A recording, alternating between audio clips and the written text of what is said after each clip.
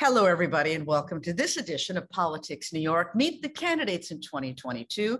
And today, 3 minutes, 3 questions, we are talking with State Senator Jabari Brisport, who represents parts of Fort Greene and Bed-Stuy and Brooklyn, where he grew up. But of course, with all the redistricting going on, who knows what's going to happen? We do know the primary has been moved to August for the state Senate in New York, which an August election, never had one before. You've been in office now for 1 term, 2 years. What do you think you've accomplished?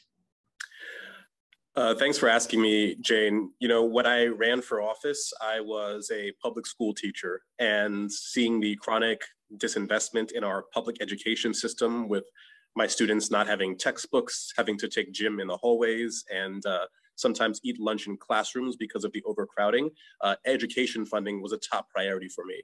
And that was part of a wider thing of disinvestment in most of our social services and rampant inequality, where the rich got richer and the working class was left behind.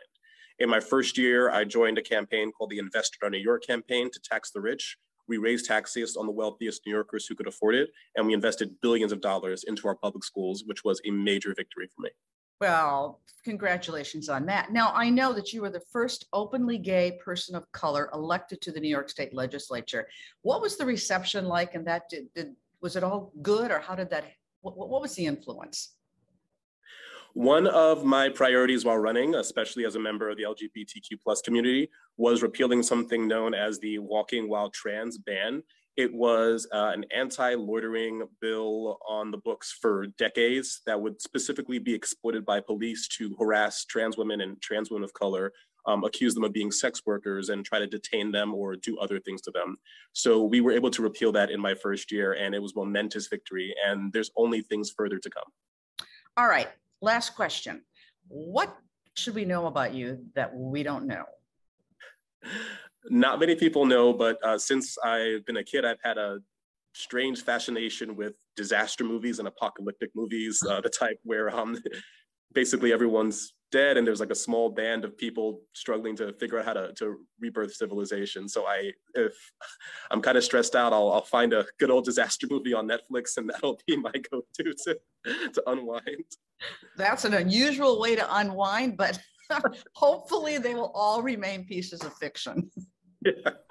All right. And you don't really have a major candidate running against you as of right now, but with redistricting, we just don't know. How confident are you that that will remain the same?